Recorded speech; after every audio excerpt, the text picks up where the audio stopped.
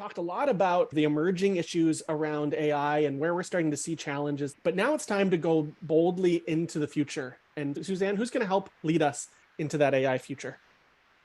Thank you, Dylan. And believe it or not, but our next guest, distinguished fellow Bob Johansen, has been with the Institute 50 years this year, which is amazing. And during that time, he's worked with hundreds, perhaps even thousands of leaders across organizations, governments, companies, to help them think about the future of leadership. And ever since the 1970s, where they studied, and he studied things like electronic meetings and what we today might think of just everyday life and internet and our digital presence. Bob has been working on AI and its impact on leadership and really what the augmented leader is. So I'm going to be welcoming Bob to think about how the augmented leader in the future is going to be, and in a more and more volatile and complex world. And I also want to welcome back on stage Emerging Media Lab Director Toshi Hu. So welcome, Bob and Toshi. Thanks, Suzanne. Thanks, Dylan. Welcome, Bob. Good to see you. Good to be here. Actually, Bob is here in Palo Alto. We're actually in the office today, even though it looks like we're in. Amazing. Yeah. We're honoring Bob's 50th anniversary at IFTF. I think it's safe to say you're the world's longest running futurist in the world, right? Very possibly. And one of the few. Yeah. So I thought before we kind of jump into the future, I wondered if we could do a little bit of looking back to look forward. I wonder if you've been doing sense making around disruptive technologies ever since IFTF was founded over 50 years ago. And, really at the birth of the internet, perhaps one of the other most disruptive technologies we've seen.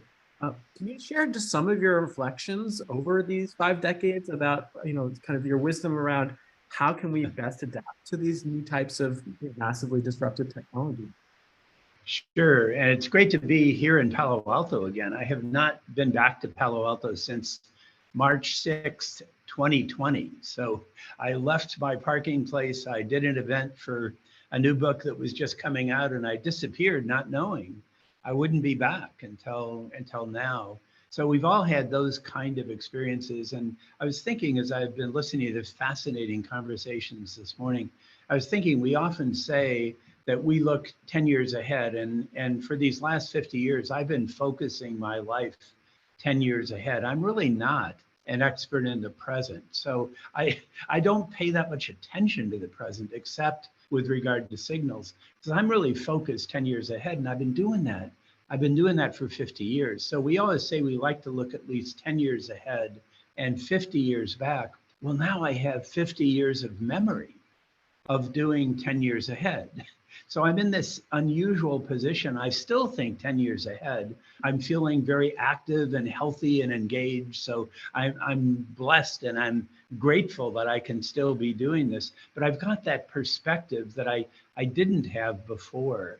I can remember early on that I felt so overwhelmed by the future. As I entered it as a young person, my first event was thinking about the future of religion. I was in divinity school at the time, and I was a research assistant at a conference on religion in the future. I literally got to carry the bags for the world's leading futurists at the time. And I remember seeing the announcement of Institute for the Future's founding, this was in 1968. I remember seeing that announcement and saying, wow, that's where I want to be. And I had no idea how to get there, but somehow 5 years later, after I'd done my PhD at Northwestern, and after I've had an early taste of what was then called the ARPANET, I got the chance to come here to Silicon Valley before it was even called that. So I would say, just in response to your question, the big shift in my mindset is I feel less overwhelmed than I used to be. I'm still humbled. And in a real sense, this is the most frightening 10-year forecast I've ever been involved in. And yet it's also one of the most hopeful 10-year forecasts I've ever done. So I feel like I'm better prepared. I'm more future ready, but I'm still humbled. In large part, the Institute was somewhat founded to study the internet and the social impacts of it. And I know, it started in the late 60s, early 70s, and then It took about 20 years for the internet to actually become a mass, adopted technology. But I also just want to touch back, artificial intelligence has been something that folks have been pursuing since back in those same days, back in this early 60s. Definitely. And I know you had some experience with that. Can you talk about some of your early experiences with AI back in those days and kind of what some of the Sure. thoughts were at that point? Sure. Well, I've always been a social scientist. I'm, a humble futurist who's trying to make sense out of tech. I'm not a technology guy in any sense of the word, but I was very much aware of the kind of evolution of AI. The term was coined in 1956 at the famous Dartmouth conference, which I remember reading about as a graduate student. And then when I got to Silicon Valley, this is 1973, my colleague Jacques Vallée, who led the team, which was developing the first, what we now call a collaborative media, kind of like Slack or sort of like a social medium. But we did the first people-to-people group communication on the ARPANET when only defense contractors could be there. So that's where we were. And I remember Jacques showing me ELIZA. So this would have been early 70s, but ELIZA was already, 6 or 7 years old. Joseph Weizenbaum developed that at MIT, I believe in the mid 60s. So I remember that was based on Rogerian therapy, and the humanistic psychology movement was just getting going.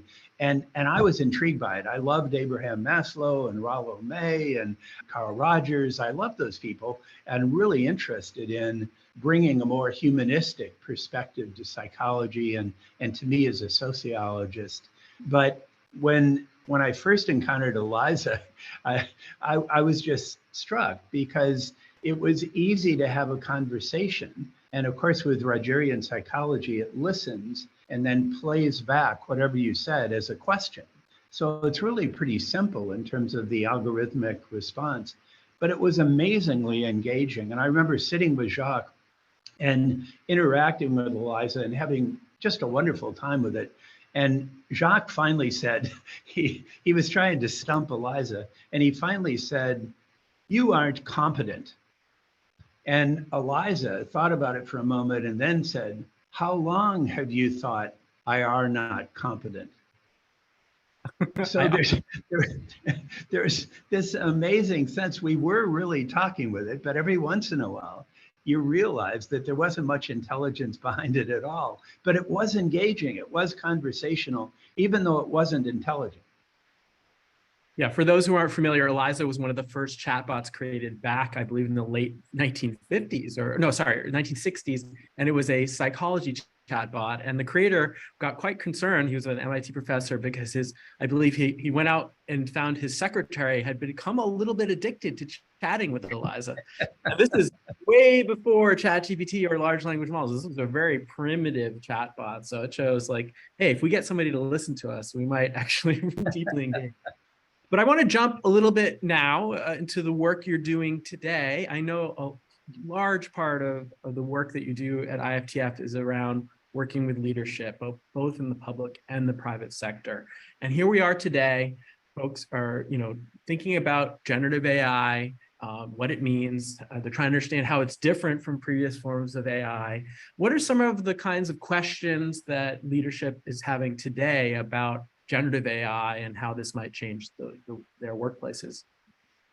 Yeah, so the challenge with thinking about what we call augmented leadership, or Lynn also talks about AI-enabled leadership, which I also like as a term. The challenge of thinking about this, we don't really have a good language to talk about what we're experiencing.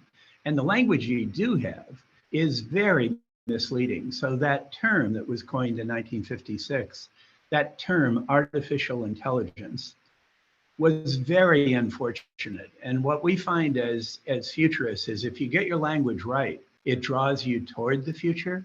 But if you get your language wrong, you fight the future. And that was just a bad story to begin with. So it raised all these issues, computers taking over humans. It sparked all kinds of kind of challenging but also weird and kind of cheap shot science fiction movies about computers taking off over the world. It really began a bad conversation. So the first thing we try to do as we think about augmented leadership is to reframe, to restart the conversation. And in our new book that just came out this year that I wrote with Joseph Press and with Christine Bullen, Office Shock, we created 7 spectrums of choice, and augmentation was the 5th of those spectrums of choice. We'll come back to that later in this conversation. It was the 5th because we wanted to ask not how leaders will be replaced by computers, but how leaders will be augmented by leaders. So the fundamental question we're asking in our work now is, what do humans do best? What do computers do best? And my favorite question of all is how, as an individual leader, how you want to be augmented. And as we conclude this conversation, I'll share how I want to be augmented. You know, I'm at a stage of my life now where I'm needing to be augmented physically in ways that I didn't need to be augmented when I was younger. But I'm also asking, what are the conversations that I want to continue before when I'm gone? And I was really so impressed with Marina's conversation with Darren, and I was kind of imagining, you know, what would it be like if the conversation we just heard from Marina and Darren about this wonderful book, Power and Progress, what if that's the future of the ebook? You know, right now we view ebooks as kind of horseless carriage books. And, you know, this is my 13th book, this Office Shock. And I've had ebooks for probably half of those, but they're always frustrating. They just don't really work very well. Now the Kindle is great, and there's elements where, you know, reading in an electronic form is good, but it's still only a horseless carriage. It's kind of a pretend book in a different medium. We can do better. We can do better. So what if you had a book, and we've started to experiment with this, what if you had a book that you could actually have a conversation with, kind of like Marina was having with Darren? And we're not nearly there yet, but that's the space I'm exploring, is how can you have a conversation? And that links back to this all-important question of how as a leader, how do you want to be augmented? So we have to personalize it. But I think that language is right. I actually like generative AI. I like that term much better than I do artificial intelligence. But the term we use in the book is augmented intelligence. Yeah, I know a big theme for your work, as well as just IFTF across the board, is really thinking not just what are new technologies that are entering into the world, but really the sense making involved in forecasting around what does this mean for humans. And really, you know, as humans get new tools, we're also learning new things. It's shaping us.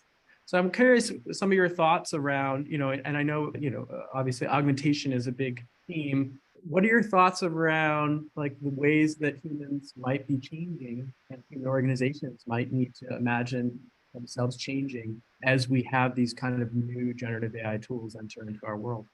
Yeah, I that's really the focus of our work. And Marina actually got us started down this path. She's the first one that I heard ask that question of what do humans do best, what do machines do best, and then kind of sorting that out. I've just added to that conversation by bringing in the question of augmentation. How do we want to be augmented, or how can AI enable the conversation?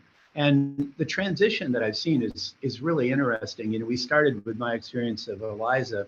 In the mid-'80s, I was involved with Procter & Gamble in an effort that was called at the time Expert Systems.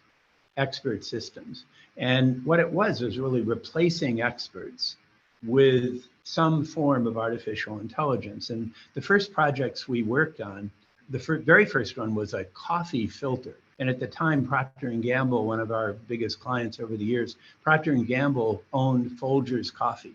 And the guy in South America who was responsible for the coffee blend that created that kind of consistent, pleasurable experience of Folgers Coffee, the guy was retiring.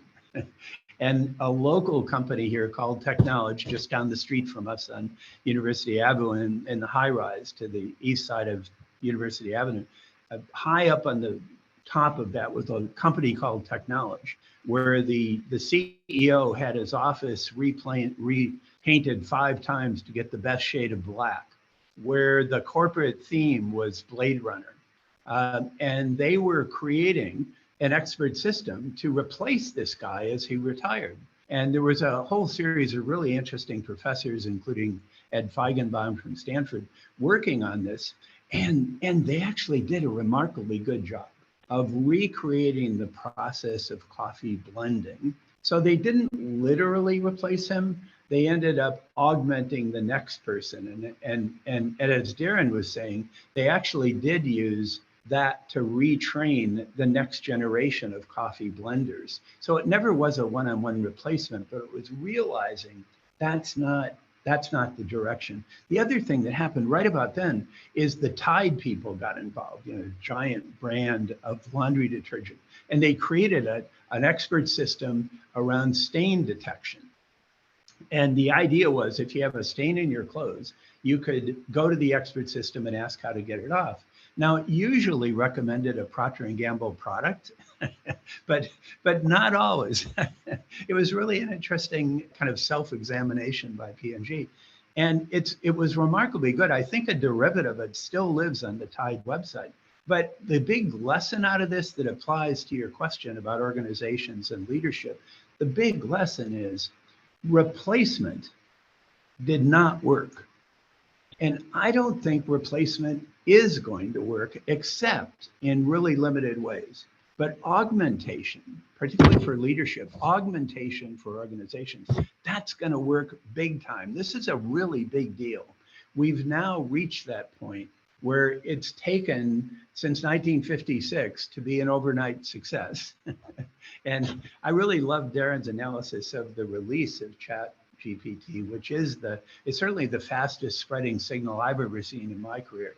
But the reality of that is suddenly, without regulation, without guardrails, suddenly these options are available. And now we have to make the best out of the situation. But I think the situation is we've got a new kind of leadership now possible.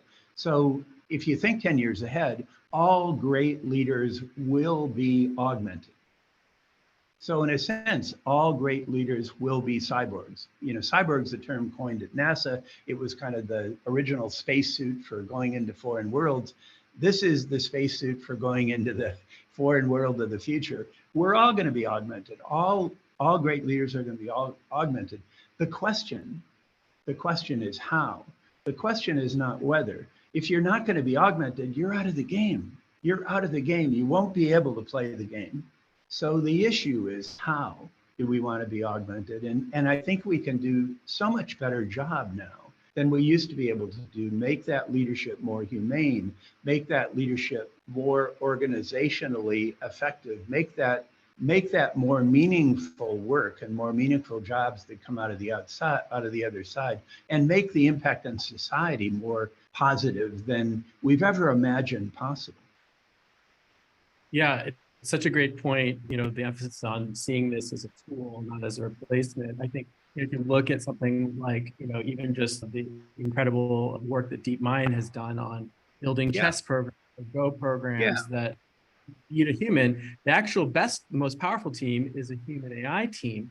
And I think this is good, but it's also interesting because generative AI has a unique quality to it, which is that it hallucinates often. So, it's early folks were trying to create, replacement expert systems. Many folks argue today that you will need not only a human in the loop to validate what the generative AI systems are doing, but you're going to need experts in the loop, human experts. So, I mean, we're true, but I think that's part of your expectations too, Toshi. Our colleague Jeremy Kirschbaum, who I work with really closely in this space, Jeremy likes to say hallucination is the point. That's why we're doing this. It's to push the edges. And the favorite word to me around generative AI is stretching. It's an options engine, not an answers engine. It's all about options. So it's all about stretching our minds. It's a thought partner to help us stretch our thinking. So if we create language around that, which again, is more the language of augmentation, the language of extension, the language of enabling, that's a big start, but that's definitely the direction we're going. Yeah, I really can't emphasize that point enough. It's an options engine, not an source engine. I think, folks who see this as, okay, we're going to have intelligence, that it's imagining things. That's what we've designed it to do. We're asking it, when Jeremy says, we're asking it to hallucinate, we're asking it to be creative. That's what's different. One of the primary differences between the forms of AI we're seeing today, generative AI, versus, we've had AI for several years. Many organizations are using it, social media, recognition. Those are pattern recognition AI. That's generative right. is pattern generation. We're generating new ideas. Now, some of those are not, not going to be valid or even ethical, but if you have a human loop to see those as a range of possibilities, to expand our thinking. Right, I definitely think that's right. And you distinguish in the course, the Three Horizons course, you distinguish between the kind of other AI, the more general AI, the more deterministic AI, and Gen AI, the more stochastic, the more kind of open, imaginative sort of AI. I think you referred to earlier to DeepMind.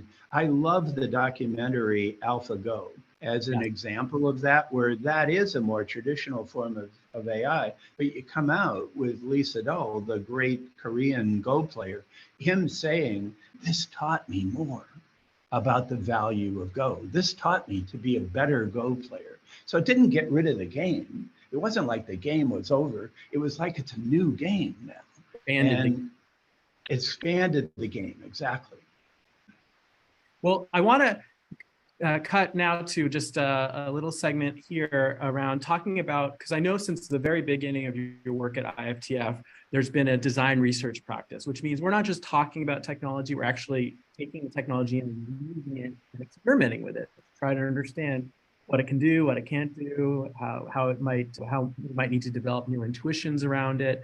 So I know we've been doing a bunch of experiments with you and some of your work. Let me share some of this out. I know some of the early experiments you did was with our friend of IFTF, Jeremy Kirschbaum, who runs a generative AI consultancy, to develop some of your Office Shock book.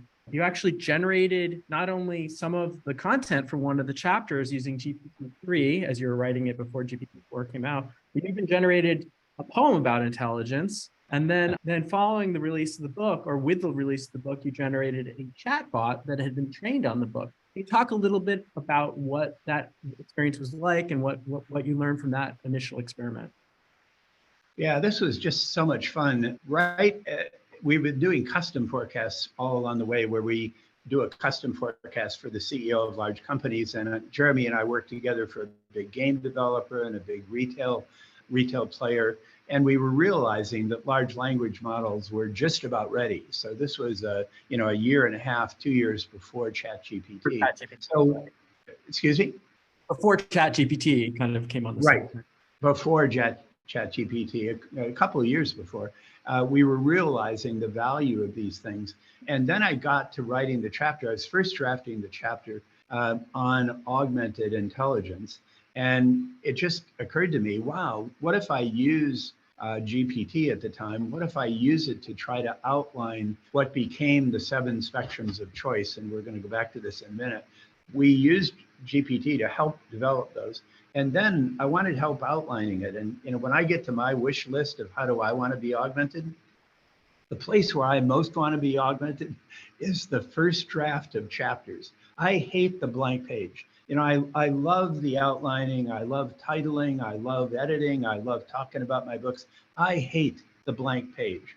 Turns out Gen A is really pretty good at getting a first draft down. It isn't a very good first draft, but at least it's something that can get me started. And it worked that way when we did that. And then when Office Shock came out, Jeremy actually came to us and said, hey, Bob, you want to be the first book with its own chatbot? And I said, whoa, that's an interesting idea. So I checked with Joseph, I checked with Christine. Interestingly, I did not check with our publisher. I did not check with our lawyer. I didn't want to go down that. I would rather apologize than ask her permission. So we did it. And I think we were the first book to have its own chatbot. And it was very cool for about a month, about a month. And then it started to feel really dated. And people started to game it and to play it. And we ended up taking it down after just a couple of months. Now we're working on something much, much better, just in that short period of time. Yeah, so I know, this was an early experiment. I think it was still built on GPT-3, which was a significant difference between ChatGPT, which is 3.5, and then, of course, what we have is 4 today. So now I know you and Jeremy have developed the Foresight Coach, which I believe is now not only trained on one book, but your whole collection of books, as well as transcripts from a number of your talks and speeches. Could you talk through, how that's developed and what the experiments have been? So this has gotten dramatically better in just a matter of a few months. We now have 5 of my books in. I've done 13. We've got 5 in. We've also brought in 2 custom forecasts for a client we're developing this with. And the client is really interesting. It's a new CEO, not yet appointed, where I'm working with that CEO in a very one-on-one foresight coaching way. And we're creating a chatbot, although we stopped using the term chatbot. I just think it's a bad word. Again, we're calling it a foresight coach because it's more of a coach. It's not an embodiment of me, but it's a conversation with my books and with the custom forecasts that the Institute has done. And our idea is to keep adding to it, adding the Institute's content and adding the other books and adding, you and I recorded some Institute history that will go into that in soon. But the idea here is to have a conversation. So in the one-on-one foresight coaching, another aspect of it that I really love is that as the new CEO is learning, we have 12 different 1-hour sessions oriented around the 10 future leadership skills and Leaders Make the Future, the 5 new leadership literacies in the book by that name, and the 1 mindset in the Full Spectrum Thinking book. We have 1 session on each of those and some blending together. And while the new CEO is learning, she's walking in a park, a beautiful park where she doesn't have to worry about traffic or being mugged or anything, but she's learning as she's listening. I create a guide in advance. Then we add the transcript to Foresight Coach. So it includes our conversations. And it's, again, part retrieval, part generative, as in Gen AI. And that's by the end of the 12 sessions, she has the documentation in the form of PowerPoint, but she also has the documentation as Foresight Coach. So she can continue to ask questions through the Foresight Coach, even after I'm gone. And it can be an ongoing way. And then the idea is, as she becomes the new CEO, she will develop a leadership program for her leadership team off of this content, off of this model, and will extend the Foresight Coach to reach not only her, but her team. Now, it's so interesting when you told me about these bioempathy conversations that you were having with CEOs. It struck me that, this question of what are humans good at? Well, AI still is not embodied in this world. And it's so interesting to me that, within these new frameworks and these engagements you're having, you're making sure that the humans are fully embodied during the conversation. Yeah, and I love Jane's exercise, and I think it triggered bioempathy in all of us as we went through it. And one of our former chair of our board, Willie Peterson, likes to say, when we walk, the angels come to listen, and the angels come to us to share secrets with us. And walking and learning is one of the most powerful things to do. And if you can build in these bioempathy issues, these human issues with AI, that's a very powerful combination. But we're also recording, and then we feed that conversation back into the Foresight Coach. Yeah, it's so interesting. I think if you if you recorded every word that was spoken in IFTF conversations, one of the most common phrases that would come up would be, "We look forward to continuing the conversation," because these are yes. up some new possibilities. And in many ways, these large language models are really good at continuing the conversation beyond the discussion you have, beyond the book that you've read, beyond the talk that you've seen. So let me just show a couple more examples. Unfortunately, our friend and colleague, Jeremy Kirschbaum, couldn't be here to walk us through this because this is something that he's really been developing. But as he explained to me, the Foresight Coach initially started just as a text-based conversation. And then eventually, one of the experiments was to add in a generative AI image into the response. It sounds like when I talked to Jeremy that maybe that the generative AI images weren't relevant and weren't that useful to folks. So then the next iteration. Just a comment on that. What we found is the generative images like in Midjourney or something like that, or DALL-E, those are most useful for group workshop forums because they spark conversation of groups. This is more for a conversation one-on-one for individuals, where the kind of source of truth, the boundary of inquiry, is my books and the custom forecast. So we're constraining the conversation in that way. But you're really right. At the Institute, we don't predict the future. We provoke foresight to insight conversations. And this tool is really good for that. It just turned out the kind of image generation you see here was more useful for workshops than it was for the one-on-one coaching.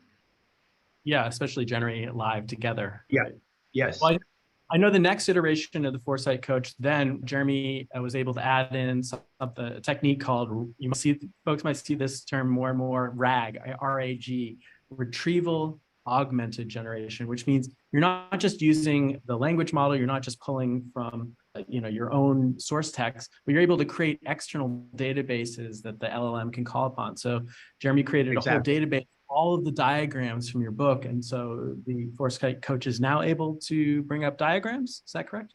That's right. We've got about 15 core diagrams now. I tend to think visually, and there's lots of visuals in the books that I write. And this is actually a kind of normal curve of augmented intelligence thinking 10 years ahead. We actually first did this for United Rentals in a custom forecast on the construction worker of the future. But now we've extended it to knowledge workers. And we use here Tom Malone's term superminds, which I think is a great term. And Tom's center at MIT is called the Center for Collective Intelligence, which is another great term. So I think these images really help. And for the one-on-one foresight coaching, it's really good to be able, in this case, it is just retrieval of the image, but then it's combined the text around it. That's generative. So each time it responds, it's a different wording because of the large language model, but the retrieval of the graphics is always the same. So you and I, Bob, have been doing some other experiments. I want to share some of those with our audience. These are very just explorative at this point, but I'm the director of the Emerging Media Lab, and so we're always interested in what are the new generative media technologies. We've been playing with voice cloning. 11 Labs is a company that is considered to be one of the best voice cloning platforms out there. And we just with a 1-minute sample of your voice, which I'll play here for a moment. What categories do you use to describe yourself? I like to ask this question at the beginning of workshops. So that was your real voice recorded, that you recorded in your office. And then this is 11 Labs voice clone of you. What categories do you use to describe yourself? I like to ask this question at the beginning of workshops, and I'm always surprised by how many different categories people use to describe themselves. So Bob, tell me a little bit about what it was like to hear your own voice clone and your reaction to that. My first reaction was I sounded kind of like me, but a little like Kevin Costner. And at first I was offended, and then I thought, hey, that's an improvement. Yeah. I think the first tests that we ran were not with their most recent Pro model, but with their what they called Voice Cloning Instant, which was more of a generic, actually a free option at the time. And I think they were just kind of applying some of the qualities of your voice to a more generic, Kevin Costner male voice. But of course, once we once you're able to clone someone's voice, you can basically type in any text and have them read out anything you want. There's a lady who's sure all that glitters is gold. and she's buying a stairway to heaven. I know, Bob, you're not necessarily a Led Zeppelin fan, but yeah, so we realized that the voice cloning is actually quite advanced at this point. You're probably already hearing voice cloning throughout your day. As Jules Terpak mentioned in our earlier segment, it's built into many of the podcasting software. So, you might be listening to a podcast and just that you might be hearing something that the guest or the host didn't actually say. So we're entering into this period of synthetic media and really synthetic humans. We saw earlier that in the show at our cold open for the show, our Synth Ann bot was actually one of these avatars that we generated with Suzanne Forchheimer, the Real Humans' permission, and she provided just an image as well as a little short voice recording of her voice, and we were stunned at how compelling the voice was. We've been doing some of those experiments with you, Bob, where we did a voice clone using HeyGen, and we used their most basic feature called Talking Photo. I'll show a little sample of that so the audience can see. This is the same technique we use for Synth Ann. It's a little rough on the edges. Hello, I'm BobBot, a synthetic version of the real human Bob Johansen. My voice was cloned using AI, and my image can be animated using this talking photo feature. So that was the basic version. Actually, we trained another model, their Avatar Lite model. With that, you had to read into your webcam a script for about 3 minutes, and we submitted that about a week ago. We just got it back yesterday. So I don't know if you've even seen this yet, Bob. This is the kind of mid-range option for voice, not just voice cloning, but an avatar version of you. This avatar was generated from just 3 minutes of video of a real human shot on a normal webcam. As you can see, this probably won't fool anyone looking too closely, but these AI-generated avatars are getting more sophisticated and realistic every day.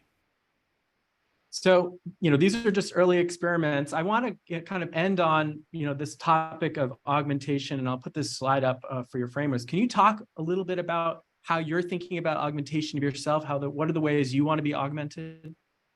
Sure, and this is from the Office Shock book. These are the 7 spectrums of choice, and both Darren and Marina mentioned the idea of choices, and this is the spectrums of choice, the framework for choice making that we created around the future of work, the future of distributed work, the future of offices, of officing, the way we work, and what we call the office verse, the blended reality of virtual and physical work. And the thing I want you to notice here is the spectrum of augmentation is number 5 out of 7. Number 5 out of 7. It's not the first. So you don't start with augmentation of intelligence, you start with purpose. Why are you doing this? Why are you doing this? Both individually and collectively. Then you ask about outcomes. Then you ask about climate, because over the next decade, climate is going to be the looming one. If we don't get that one right, the game is over for a lot of people. Then who do you want to office with? And that kind of sets up how do you want to be augmented. Then you get to when do we go back to the office and what should the office be like? Again, that's not first. That's 6 out of 7. And then finally, agility. So these spectrums of choice, I think, are just so important as a framework. And then once you have your purpose down, then you can develop your language. And I do want to share some of how I want to be augmented. Can I do that now, Toshi? Yeah, please tell us, what are your thoughts about augmentation? Okay, and I'm going to just briefly highlight these because I updated it as I was listening to the conversation today. I recommend that all of you create something like this. And the template that I suggest for how you want to be augmented is thinking future back from 2033. Use the open phrase, I want help, ... And here's what I got so far, but I'm working on this all the time. I want help writing first drafts of chapters of books that I write. I want help stretching my thinking on any topic I'm working with. I want help reaching new audiences. I want a way to talk with my books. And here, I'm really kind of eerie about the voice clone and about the avatar. It kind of takes me into the uncanny valley, and I don't want to stay there. I don't want to be narcissistic about this, but I do want to have a lasting impact after I'm gone. So I want people to be able to talk with our content, not necessarily with me personally. So I want the system to become more conversational, but I'm not sure I want to go into the voice cloning and the avatar yet. I'm still hesitant. I want help finding and filtering new signals. We talk about clarity filters in the Full Spectrum Thinking book.